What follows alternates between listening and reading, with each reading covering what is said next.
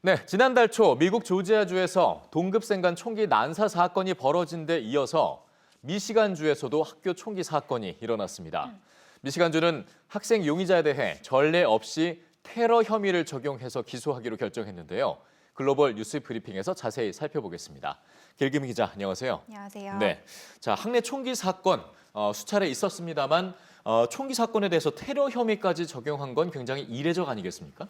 맞습니다. 지난달 30일 미시간주 옥스퍼드 고등학교에서 발생한 이 총기 난사 사건으로 이 학교에서는 무려 4명의 사망자가 나왔는데요. 예. 이 미성년이다 보니까 기소 여부와 혐의 등에 대한 관심이 매우 높았는데요. 이 검찰이 결국에는 이 용의자에게 테러 혐의를 적용했습니다. 이 미시간주 오클랜드 카운티는 15살의 용의자인 이성 크럼블리가 1급 살인과 살인 미수, 또 테러 등의 혐의로 기소됐다고 밝혔는데요. 예. 실제 2018년 발생한 이 플로리다 고교 사건의 경우 17명이 목숨을 잃었지만 이 테러 혐의까지는 적용되지 않았습니다. 상당히 이례적인 결정인데요. 이런 결정이 나온 데는 이 미시간주 대테러법이 다른 주들과 다르게 이 테러를 폭넓게 규정하고 있어서입니다. 이 검찰은 정부를 겨냥한 테러 의도를 넘어서 이 민간인 대상이라도 그 피해가 상당하면 테러로 보고 있다고 이 주범 내용이 명시를 하고 있다고 하는데요. 예. 이 사안이 엄중한 만큼 이 종합적으로 기소 혐의를 고려했다고 전했습니다. 이 외신에 따르면 이 밖에도 이 검찰은 이 총기를 제대로 간수하지 못한 이 부모에 대한 기소도 함께 검토 중인 것으로 알려졌습니다. 네, 심각하고 엄중한 만큼 테러 혐의까지 적용을 했다 이런 얘기인데 이런 가운데 또 가장 안타까운 건 희생자에 대한 얘기 아니겠습니까? 희생된 학생들의 안타까운 소식이 이어지고 있죠.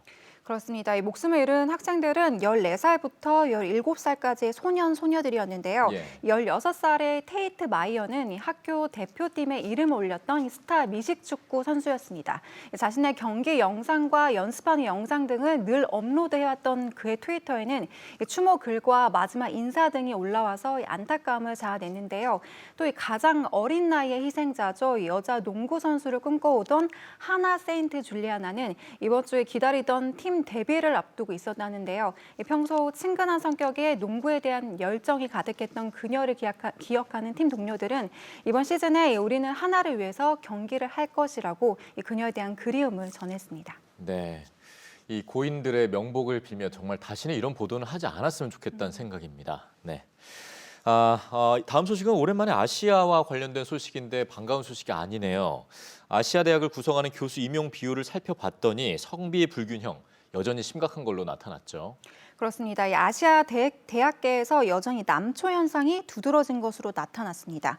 한 언론 매체가 자체적으로 홍콩대와 난양 기술대 등 아시아 상위 대학들을 조사한 결과 이 대학에서 적극 홍보하고 있는 주요 교수진과 연구진의 90% 이상이 남성이었습니다. 외신은 아시아계 인용 빈도수 명단 상위권에도 여성은 거의 없다고 언급을 했는데요. 이 인용 빈도수는 경영 면에서도 중요한 지표이기 때문에 학자들은 굉장히 민감할 수밖에 없다고 합니다. 예. 앞으로 대학 채용과 승진 결정에도 영향을 미치는 만큼 이런 차별이 하루빨리 개선돼야겠습니다. 네, 그렇습니다. 자, 이런 가운데 이런가 하면 또 이란에서는 출산율이 급격하게 떨어지고 있어서 저조해서일까요? 뭐 국가가 나서서 앞으로 낙태나 피임 이런 걸 엄격하게 관리하기로 했는데 당연히 논란이 되고 있죠. 맞습니다. 인구 증가를 제한하기 위해서 이란은 오랫동안 이 공공보건시설에서 원래는 무료 피임을 권장했었는데요. 예. 이란이 최근 들어서 출생 인구가 급감하자 새로운 가족 계획 정책을 내놨습니다. 기존에 행하던 무료 피임 시술 등을 없애는가 하면 낙태 제한 조건을 강화했는데요. 이런 조치를 두고 국가가 법으로 여성과 가족을 통제하고 있다는 비판이 쏟아지고 있습니다. 일부 학자들도 인구 조절과 임신 중지에 관한 입법은 궁극적으로 여성의 권리에 대한 통제를 암시하는 것이라며 강한 거부 의사를 밝히기도 했는데요. 예. 현재 인구가 8,500만 명에 가까운 이란은 중동에서는 출산율이 가장 낮은 상태입니다.